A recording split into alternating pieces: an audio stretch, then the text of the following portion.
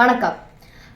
இந்த பிரகாஷ் ராஜ் அங்க சொல்லியிருக்காரு, உனக்கு என்ன விட நல்லா அரசியல் பேச முடியுமான. விஜய் நான் கிட்ட கேட்டிருக்காரு, உனக்கு என்ன விட நல்லா அரசியல் பேச முடியுமான. அப்ப நான் கேட்கிறேன், பேசுறதா அரசியலா? பேசுறதா அரசியல்னா நீங்க சொல்றீங்களா? அப்போ உங்களை விட நல்லா அரசியல் பேச நிறைய பேர் இருக்காங்களே. எதுக்கு இங்க என்னோட வீடுக்கு பக்கத்திலேயே டீ கடைக்கு முன்னாடி எவ்வளவு நாலு தாத்தா மாதிரி இருந்து இப்படி பேசுவாங்களே அரசியல். அவங்க அவங்கள காட்டும் நல்லா அரசியல் பேசுறாங்க. அவங்கள பிடிச்ச சிஎம் ஆக்க முடியுமா? எதுக்கு இங்க லூஸ் அண்ணா இருக்காருல்ல, விஜய் பைத்தியம் முடிச்ச ஒரு லூஸ் அண்ணா, அந்த சாட்டே அண்ணாவை பிடிச்சி சிஎம் ஆக்க முடியுமா? எதுக்கு நானே பேசுற அரசியல். அப்ப என்ன பிடிச்சி சிஎம் ஆக்க முடியுமா? முடியாதுல்ல. சிஎம் ஆகணும்னா அதுல இறங்கி செய்யணும். அது இல்லாம இப்படி எவ்வளவு பேர் தோத்து போயிருக்காங்க. நீங்க கூட தோத்து போயதானே. எவ்வளவு பேர் பாதியில நிறுத்தி போயிருக்காங்க.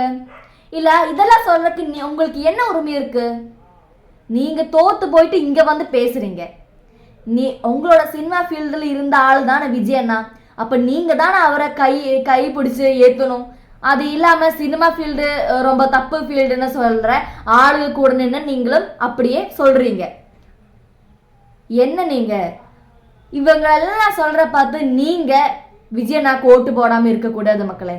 நான் உங்களுக்கு கையெடுத்து கும்புறேன். அப்படி செய்யக்கூடாது. அவங்க தர்றதெல்லாம் வாங்கி விஜய் அண்ணாக்கு போய் ஓட்டு போடுங்க. விசில் சின்னத்துக்கு போய் ஓட்டு போடுங்க ப்ளீஸ். அவங்க 5 வருஷமா செய்யாதெல்லாம் இப்ப செஞ்சுட்டு இருக்காங்க. இந்த விஜய் அண்ணா வந்தா நம்ம நல்லா இருக்கோம். நான் சொல்றது புரியுது. நீங்க கொஞ்சம் நினைச்சு பாருங்க. விஜய் அண்ணா நல்லா நம்ம பார்த்துப்பாரு. அவங்களோட அவ்வளோ சொத்தெல்லாம் விட்டுட்டு நமக்காக தானே வந்திருக்காரு. கொஞ்சமா அதை நீங்க நினைச்சு பார்த்துட்டு அப்புறம் நீங்க போய் ஓட்டு போடுங்க. எனக்கு இவ்வளவுதான் சொல்ல இருக்கு. நன்றி.